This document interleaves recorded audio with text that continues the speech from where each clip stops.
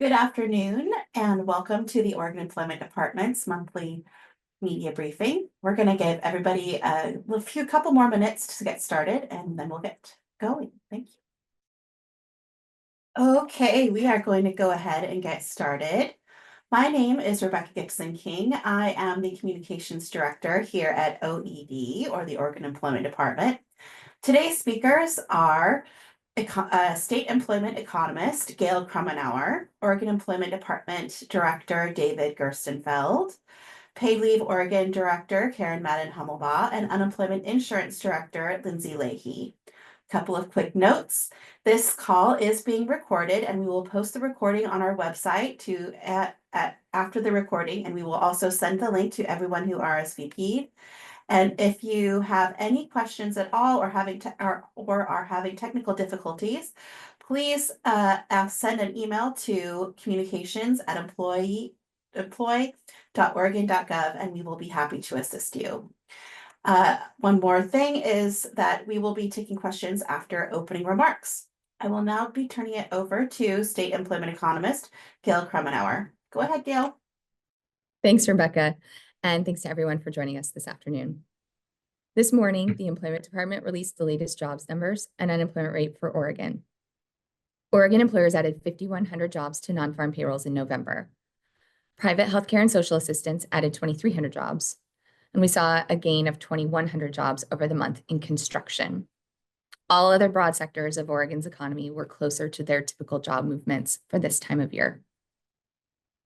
Over the past year, Oregon employers have added 29,100 jobs. That's a gain of 1.5%. Private healthcare and social assistance accounts for the majority of job growth over the past year. The sector added 17,500 jobs, which was a growth rate of 6%. Retail trade had the largest decline over the year. It was down by 1,700 jobs, or nearly 1%. Oregon's unemployment rate was little changed at 4.1% in November. The state's unemployment rate has been in this narrow range between 4% and 4.2% for 14 months in a row now. We also saw a little change over the month in the size of Oregon's labor force. And we've seen Oregon's labor force participation rate, which is the share of Oregonians ages 16 and older who are either employed or unemployed but actively seeking work and available and able to take a job. That rate's been at 63% for 7 months, and that is the highest rate we've seen since late 2012. It's also slightly above the U.S. labor force participation rate. Yesterday, the Employment Department also released the state's long-term industry and employment or occupational employment projections for 2023 to 2033.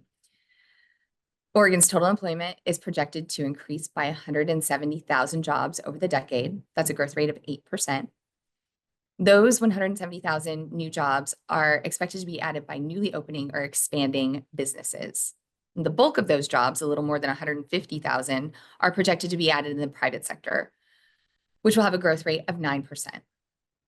Private healthcare and social assistance is expected to be the leading sector for job growth in Oregon over the decade, adding 37,000 jobs roughly, with a gain of 13% by 2033.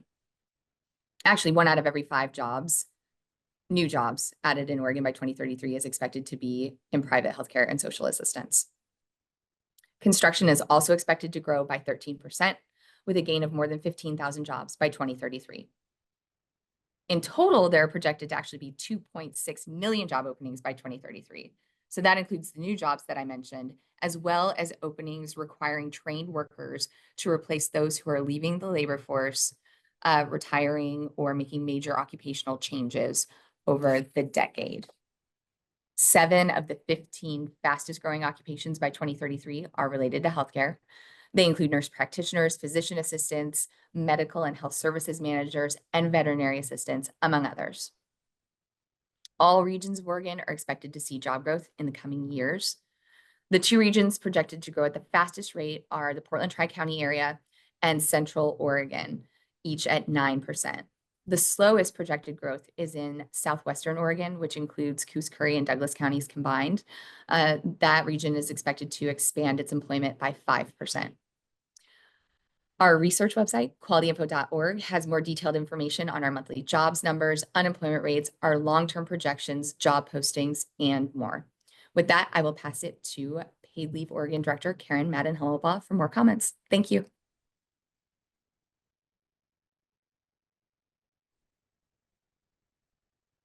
Thanks, Gail. Good afternoon, everyone. Starting January 1st, 2025, Paid Leave Oregon will be offering a new type of family leave. It's called pre-placement leave.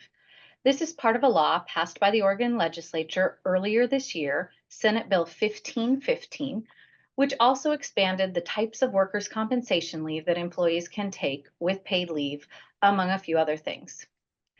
Pre-placement leave is designed for people who are actively in the process of adopting or fostering a new child into their home. Eligible employees can take this type of leave for pre-placement activities such as counseling sessions, court appearances, legal consultations, physical examinations, home studies, and related travel to another state or country. Oregon understands that the process to adopt or foster a child can cause a hardship for parents who need time off for these important tasks. As with other types of leave, Oregon employees taking pre-placement leave must meet all other paid leave eligibility criteria, and they have job protections while on leave. One difference with pre-placement leave is that people can only take it on an intermittent schedule, not all at one time like the other kinds of leave. This means that they take intermittent leave, a day here or a day or two there, as needed for pre-placement activities between the start and end date of their leave, but they will also work during the time frame. So an example would be someone taking paid leave for one day to complete a home visit, and then they go back to work the next few days or even weeks, and then they can take 4 days off of paid leave during a different week to travel to another state to finalize their adoption. Employers who have equivalent plans must add this type of leave to their paid leave plans.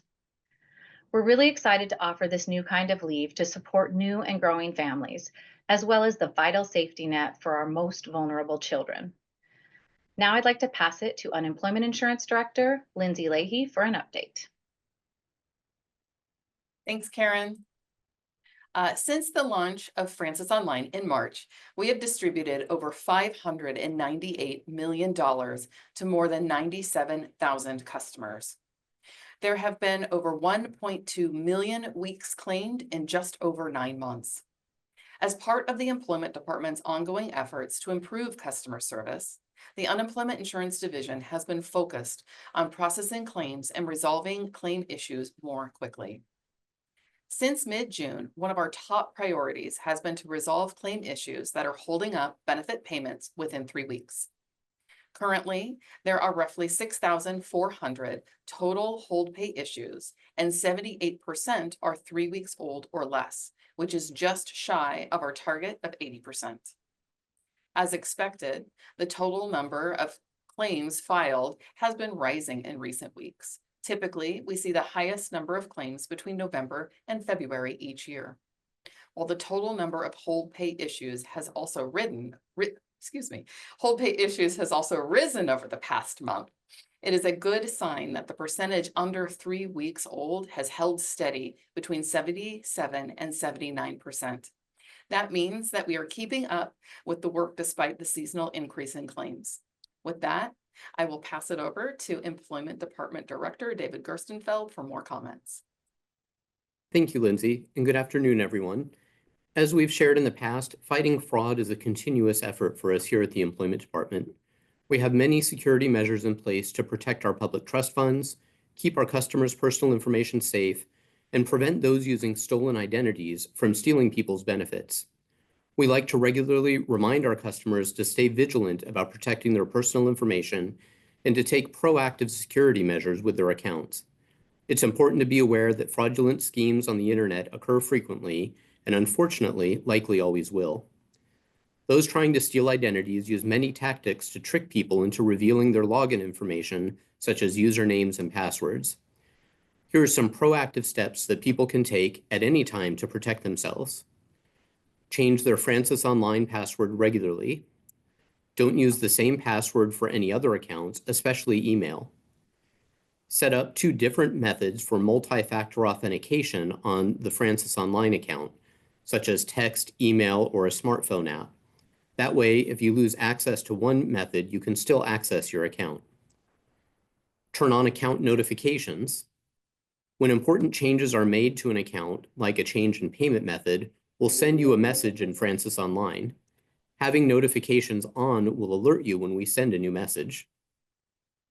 And because of those messages, people should regularly check their Francis Online messages, including the archive messages, and be on the lookout for changes to their account that they did not request. If you find a message in your account that it was changed, but you didn't make the request, report it to us as soon as possible using Francis Online. This helps us investigate quickly and take steps to secure your account. Those steps may include additional identity verification. And look out for fake websites, especially when you use search engines. The real Francis Online website ends in .gov. People shouldn't enter their Francis Online username or password into a website that ends in something else. To be safe, people should double check that shortcuts and favorites are going to official Oregon Employment Department sites. And remember that the Employment Department will never ask you for money to file a claim. You can go to our website at unemployment.oregon.gov/fraud for more information on how to protect yourself from and report suspected fraud. Thank you for helping us get this important information out to the public. And with that, I'm going to hand it back to Rebecca for the Q&A portion of today's briefing. David, we are now opening the lines to members of the media to ask questions. If you're joining us by phone, please make sure to hit *6 to unmute yourself. As a courtesy, please limit yourself to one question and one follow-up question. And if you don't get your question answered today, like always, you are free to email us at communications@employ.oregon.gov, and we will be happy to help you in the communications office. So let me go to my participant list, and looks like our first person to raise her hand is Kyra Buckley with OPB. And go ahead and unmute yourself, Kyra, and go ahead. Hello, can you hear me? Yes. Oh, delighted to have it work on the first try. Hey, everyone. My questions today are for Gail, and I'm wondering, you gave a lot of great specific information. I'm wondering if we can zoom out a little bit, and if you can just talk about the state's unemployment rate heading into 2025 versus where we are at this time last year. And I know that's kind of a silly question because we've been stable, but I'm wondering if you could just kind of talk about your reaction to that stability and how it could impact the year ahead. Thanks for the question, Kyra. As I mentioned, the unemployment rate has been in this really stable kind of narrow range between 4% and 4.2% for a little more than a year now. A year ago, we weren't saying exactly the same thing. The unemployment rate was coming up off of its record low of 3.4%. So it had risen a little bit, and we did see just a bit more general increases in unemployment, which have since stabilized and actually started to come down just a little bit over the past few months. So in general, even though we saw unemployment rise off of the record low, it's still staying relatively low. It is rare by historical standards for Oregon's unemployment rate to be at or below 4.5%. The only times that's happened since 1976 has been for a couple of months in the mid-1990s, for a couple of years leading up to the pandemic recession, and now for the most recent couple of years. So even though we have seen a bit of a rise in unemployment and it's stabilized at this level, it's at a relatively low level by historical standards for us. In terms of the year ahead, one of the things that's been a really predominant theme in these media briefings in recent months has really been the concentration of job growth in private healthcare and social assistance. That's been happening in recent months, and we're also seeing that we've had more highly concentrated hiring demand. So the number of job vacancies, about 2 out of every 5 was in private healthcare and social assistance this summer. So that's something that we're keeping an eye on because it's been a really good sign to see that overall total non-farm growth has strengthened a little bit. But it's less broad-based than it was a couple of years ago when we were in that recovery period. So that's something that I'm keeping an eye on going into the new year. Awesome, thank you. And I actually kind of following up on that, that hiring demand you mentioned. The other question I wanted to ask you about was population. We're getting estimates from Portland State University, from the census, that's showing that our population potentially grew a very tiny amount, stayed relatively flat. And I'm wondering, heading into 2025, what that tells you about the impact to our employment. Well, one of the key things related to population for Oregon is that it's been the primary way we've grown our labor force over the past few decades. Pretty much in any given year, with the exception of in 2021, 2022, depending upon which source you're looking at, we have net in migration, so more people moving into Oregon in any given year than leaving. And that's really how we've grown the workforce and been able actually to have stronger job growth than the nation over the course of the past few decades. So as we saw, population decline for the first time in about 40 years in the early 2020s, that really does affect our immediate ability, growing that labor force, growing the number of workers that employers have available to fill jobs. And so to the extent that we're seeing a bit of a rebound in that and it turning positive, does create a situation where there is potentially greater workforce available to employers in what's been really a relatively tight labor market. We just wrapped up a period of almost 3 whole years where nationally there were more job openings than there were job seekers or unemployed job seekers. So meaning if every single person who was unemployed took a job that was out there, there would still be jobs that were left unfilled. It's been a little bit looser in Oregon. We have about 3 unemployed people for every 2 job openings. That's not meaningfully easy for employers to be able to find enough workers. So if we see rebounds in population growth and we see that that contributes to the labor force, that could help ease a little bit of the tightness in the labor market and employers not being able to find enough workers for all the job openings. Thanks for taking my questions. I appreciate it. Spira. So I don't see any other hands raised, so I'm going to go ahead and bring us to a close. As a reminder, this call was recorded and we will send out the link to reporters who RSVP'd. We will also post it on the media page at oregon.gov/employ under news and agency information. And thank you to everyone who participated today and for your partnership in keeping Oregonians informed. Have a great day, everybody. Thank you. Thank you, everyone.